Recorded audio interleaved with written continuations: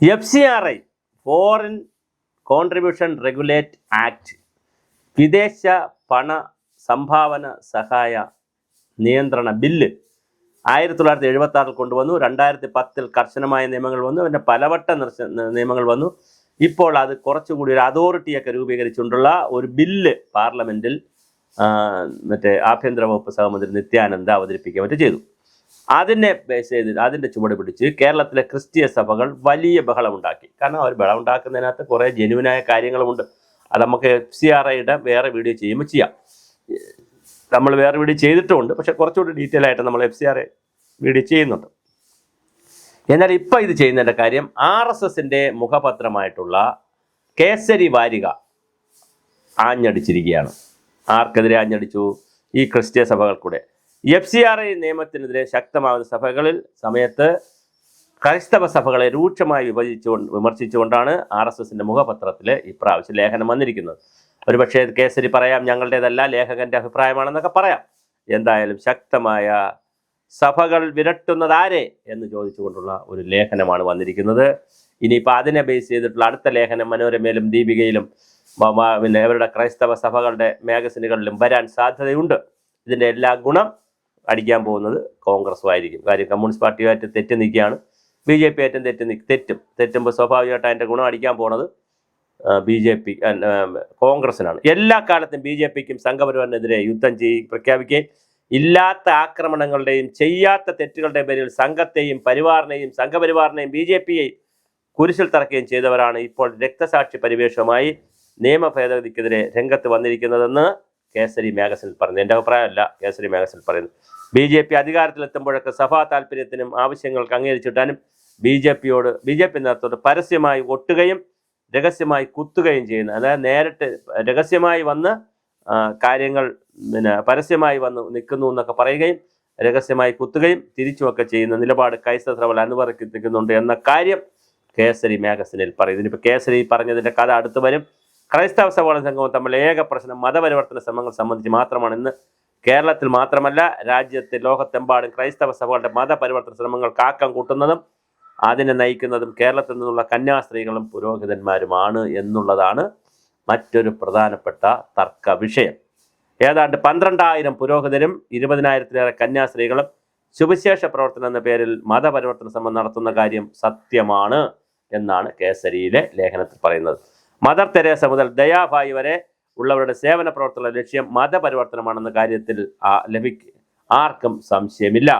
സഭകൾക്ക് ലഭിക്കുന്ന വിദേശ പണം പറയുന്ന ആവശ്യങ്ങൾക്കല്ല ഉപയോഗിക്കുന്നത് എന്ന കാര്യത്തിലും ഇതേക്കുറിച്ച് പഠിക്കുന്ന എല്ലാവർക്കും ധാരണ ഉള്ളതാണ്. രാജ്യത്ത് തന്നെ എത്തുന്ന പണം അതത് സ്ഥാപനങ്ങൾ അവർ ഉദ്ദേശിക്കുന്ന കാര്യങ്ങൾക്കനുസരിച്ച് കൃത്യമായപ്പെടുത്തുന്നതെന്ന് ഉറപ്പുവരുത്താനാണ് നിയമ ഭേദഗതി കൊണ്ടുവരാൻ ശ്രമിച്ചതെന്നും ഇക്കാര്യത്തിൽ ക്രൈസ്തവ സഭകൾക്ക് മാത്രം ഇത്ര ആശങ്ക ഉണരാനും പ്രശ്നമുണ്ടാക്കാനും കാരണം എന്താണെന്നും ചോദിക്കും. ജഗദീഷ് ശ്രീകുമാർ സിനിമയിൽ പറയുന്ന മാതിരി ഇത് ഞങ്ങളെ മാത്രം ഉദ്ദേശിച്ചാണ് എന്ന് പറഞ്ഞാണ് ക്രൈസ്തവ സഭകളും മെത്രാന്മാരും അലമുറയിടുന്നതെന്നാണ് ലേഖനത്തിൽ പറയുന്നത്. നഷ്ടപ്പെടാനും മറച്ചു വെക്കാൻ എന്തൊക്കെ ഉള്ളത് കൊണ്ടല്ലേ ഇതെന്നും സാധാരണക്കാർ പോലും സാമൂഹ്യ മാധ്യമങ്ങൾ ചോദിക്കുന്നുണ്ട് എന്നും കേസരിയിൽ പറയുന്നു. ദേശവിരുദ്ധ ശക്തികളുടെയോ ധർമ്മവിരുദ്ധമായി പ്രവർത്തിക്കുന്നവരുടെയോ വോട്ട് കൊണ്ടല്ല BJP എന്ന പ്രസ്ഥാനം നാളിതുവരെ വളർന്നതും ഭരണത്തിലേറിയതും 2% വരുന്ന ക്രൈസ്തവർ BJPക്കെതിരെ വോട്ട് ചെയ്യുമെന്ന ഭീഷണിയിൽ BJPയോ ഹൈന്ദവ പ്രസ്ഥാനങ്ങളോ ഭയക്കുമെന്ന് കരുതരുത്. ഇത് BJPയുടെ അഭിപ്രായമൊന്നുമില്ല, RSSൻ്റെ അഭിപ്രായമാണ്. RSSൻ്റെ അല്ല, RSSൻ്റെ മാഗസിനിലെ ഒരാളുടെ അഭിപ്രായം, ഒരാൾ എഴുതിയതാണ്. ഇല്ലാത്ത പുലി വരുന്നതെന്ന് പറഞ്ഞ് ആശങ്ക സൃഷ്ടിക്കുകയും വോട്ട് ബാങ്ക് രാഷ്ട്രീയം കളിക്കുകയും ചെയ്താൽ അതിനെ നേരിടാൻ ഹൈന്ദവ സമൂഹം തയ്യാറാകേണ്ടി വരുമെന്നും ലേഖനത്തിൽ പറയുന്നുണ്ട്. അപ്പോൾ വളരെ കൃത്യമായ ലേഖനത്തിൽ ഇത് പറയുന്നു. ഇതോടൊപ്പം തന്നെ നമ്മളെ TP സെൻകുമാർ മുൻ DGP ആഞ്ഞടിച്ചിരിക്കുകയാണ് രാജീവ് ചന്ദ്രശേഖരനെതിരെ.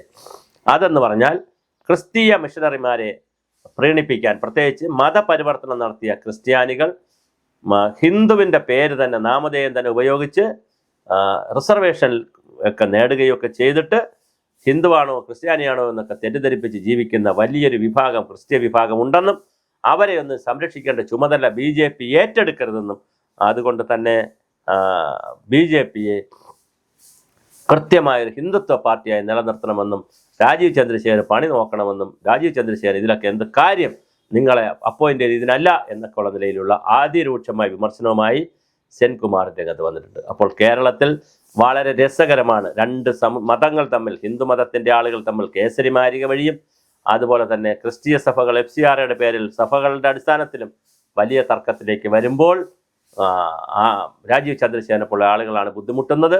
അവർക്ക് BJPക്ക് ക്രിസ്ത്യാനികളെ തള്ളിപ്പറയാനും കഴിയില്ല, എന്നാൽ ക്രിസ്ത്യാനിയെ സമ്പൂർണ്ണമായി ഉൾക്കൊണ്ടുകൊണ്ട് ക്രിസ്ത്യാനി സമൂഹത്തിനുള്ളിൽ നിൽക്കാനും കഴിയില്ല. കാരണം ഹിന്ദു സമൂഹം പിണങ്ങും. അപ്പോൾ ആ ഹിന്ദു സമൂഹത്തിന്റെ പിണക്കത്തിന്റെ തുടക്കമാണ് TP സെൻകുമാർ എടുത്ത് അലക്കാൻ തുടങ്ങിയത്. അദ്ദേഹം ഫേസ്ബുക്കിലൂടെയാണ് അലക്കി തുടങ്ങിയത്. അദ്ദേഹം പറയുന്നു, ഞാൻ ഹിന്ദു സമൂഹത്തിന് വേണ്ടി നിൽക്കുന്ന ആളാണ്, ഞാൻ ഒരിക്കലും ഒരു ഹിന്ദുത്വവാദിയാണ്, അല്ല, ഞാൻ ഒരിക്കലും BJP വാദിയല്ല, BJPയുടെ ഒന്നും എനിക്കൊന്നും വേണ്ട, ഞാൻ BJP സ്ഥാനാർത്ഥിത്വം ഒന്നും ആഗ്രഹിക്കുന്ന ആളല്ല എന്ന് പറയുകയും അതോടൊപ്പം രാജീവ് ചന്ദ്രശേഖരനെ വ്യക്തിപരം എന്ന് പറഞ്ഞാൽ പിന്നെ ഇങ്ങനെ രാഷ്ട്രീയമായി അധിക്ഷേപിക്കുകയൊക്കെ ചെയ്യുന്ന പോസ്റ്റ് ചെയ്തിരിക്കുന്നു. അങ്ങനെ രസകരമാണ് കേരളത്തിലെ ജാതി രാഷ്ട്രീയം, മതരാഷ്ട്രീയം പടർന്ന് പന്തലിച്ച് അതിൻ്റെ വിശ്വരൂപത്തിലേക്ക് പോയിക്കൊണ്ടിരിക്കുകയാണ്. അതിമനോഹരം, സുന്ദരമാണ് കേരളത്തിൻ്റെ കാഴ്ച. ഇവിടെ ജാതി, മതം, വർഗം, ഗോത്രം, വർണ്ണം, അതിനിടയിൽ ഒരു പയ്യനെ പട്ടികജാതി പട്ടികവർഗത്തിൽ ജനിച്ചു എന്നുള്ള കാരണം കൊണ്ട് തന്നെ ഡെന്റൽ ഡോക്ടർ നീയാവണ്ടട എന്നുള്ള നിലയിൽ അതിനെ കൊല്ലുന്നു. ഒരു വശത്ത് അതൊക്കെ നടക്കുന്നു, മറുവശത്ത് നല്ല രസകരമായ കാര്യങ്ങൾ നടക്കുന്നു. ഗുരുദേവനും ചട്ടമ്പി സ്വാമികളും അയ്യാ ഗുരുമൊക്കെ വീണ്ടും ജനിക്കേണ്ടി വരുമോ?